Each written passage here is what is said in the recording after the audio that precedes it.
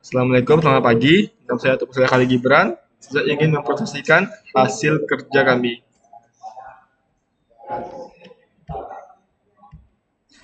Yang berjudul Fundamental Cloud and Architecture. Yang pertama ada Workload Distribution Architecture. Adalah strategi desain sistem yang membagi beban kerja secara efisien di antara berbagai komponen komputasi.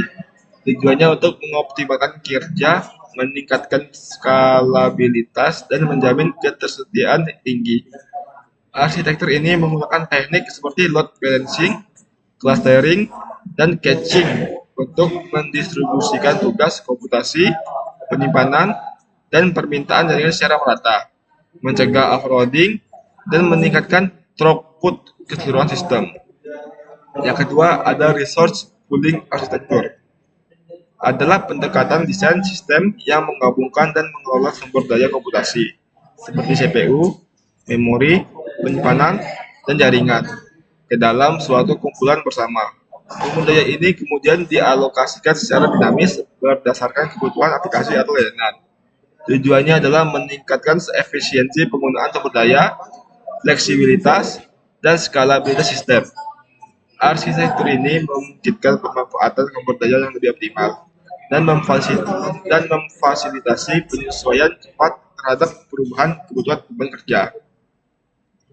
Yang ketiga ada dynamic scalability arsitektur. Dynamic scalability arsitektur adalah pendekatan desain sistem yang memungkinkan infrastruktur IT untuk menyesuaikan kapasitasnya secara otomatis dan real time berdasarkan permintaan. Fitur utamanya meliputi 1. Fleksibilitas, kedua otomatisasi, ketiga efisiensi biaya, keempat performa konsisten, kelima ketersediaan tinggi, keenam monitoring real time, ketujuh elastisitas. Arsitektur ini sangat penting dalam lingkungan cloud dan aplikasi modern yang menghadapi fluktuasi beban kerja yang signifikan. Terusnya ada Elastic Resource Capacity Architecture. Adalah pendekatan desain sistem yang memungkinkan infrastruktur IT untuk memperluas atau mempersempit kapasitas sumber dayanya secara dinamis. Berikut penjelasannya. Definisi: arsitektur yang memungkinkan sistem untuk secara otomatis menyesuaikan kapasitas sumber daya berdasarkan kebutuhan real time. Karakteristik utama: skalabilitas otomatis, alokasi sumber daya dinamis, efisiensi penggunaan sumber daya, responsif terhadap fluktuasi beban kerja. Komponen kunci: sistem monitoring, scaling, orkestrasi sumber daya, dan load balancer. Manfaat: optimalisasi biaya, peningkatan performa, ketersediaan tinggi, dan adaptabilitas terhadap kebutuhan bisnis. Implementasi umumnya diterapkan dalam lingkungan cloud computing dan virtualisasi. Tantangannya adalah kompleksitas manajemen, kebutuhan untuk prediksi beban yang akurat, potensi over provisioning atau under provisioning. Arsitektur ini sangat penting dalam era komputasi modern, terutama untuk aplikasi yang dengan pola penggunaan yang berfluktuasi. Terusnya ada sandwich load balancing arsitektur. Adalah strategi desain sistem yang mendistribusikan beban kerja atau permintaan secara merata di antara beberapa server atau instansi layanan. Yang pertama tujuan: optimalkan penggunaan sumber daya, meningkatkan kinerja, dan menjamin ketersediaan layanan. Yang kedua ada cara kerja. Menggunakan load balancer untuk menerima permintaan dan mendistribusikan sebanyak yang tersedia. Ketiga, metode distribusi. Round robin, less connection, IP hash, atau proses algoritma custom. Kemudian utamanya ada load balancer, full server. Implementasinya dapat diterapkan pada level aplikasi dan dengan DNS. Bangun aplikasi web skala besar, layanan cloud, dan infrastruktur enterprise.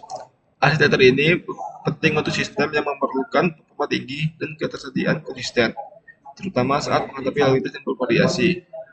Terusnya ada cloud computing arsitektur. Adalah strategi komputasi hybrid yang memungkinkan organisasi untuk memperluas kapasitas komputasi mereka secara dinamis ke cloud publik saat infrastruktur on-premise mencapai batas kapasitasnya. Prinsip utamanya adalah 1. Penggunaan normal, kedua saat beban puncak, ketiga fleksibilitas, Terusnya ada efisiensi biaya, membayar sumber daya utama yang hanya saat dibutuhkan. Performa, menjaga kinerja tinggi aplikasi selama produktivitas tinggi. Kompleksitas, terusnya ada elastic disk provisioning arsitektur, adalah pendekatan dalam manajemen penyimpanan yang memungkinkan alokasi dan penyesuaian kapasitas penyimpanan secara dinamis. Definisinya adalah sistem yang memungkinkan penambahan atau pengurangan kapasitas penyimpanan secara otomatis. Tujuannya untuk mengoptimalkan penggunaan sumber daya penyampaian dan meningkatkan fleksibilitas. Dan kerjanya memantau penggunaan penyimpanan secara kontinu, menambah kapasitas saat menempati batas, mengurangi kapasitas saat tidak dibutuhkan. Manfaatnya adalah efisiensi biaya, menghindari over provisioning, meningkatkan kinerja aplikasi. Itu kuncinya adalah skalabilitas otomatis, chain provisioning. Tantangannya adalah memerlukan sistem monitoring dan manajemen canggih. Arsitektur ini sangat berguna dalam lingkungan dengan kebutuhan penyimpanan yang berfluktuasi, memungkinkan pengelolaan sumber daya yang lebih efisien dan responsif.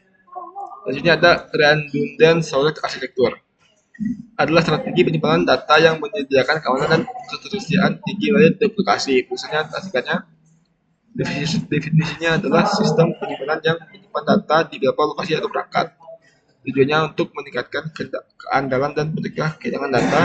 Metode yang dipakai adalah RAID atau Redundant Array of Independent Disks, duplikasi data, dan backup terdistribusi. Manfaatnya untuk ketersediaan data tinggi, toleransi kesalahan, dan pemulihan cepat dari segala perangkat keras.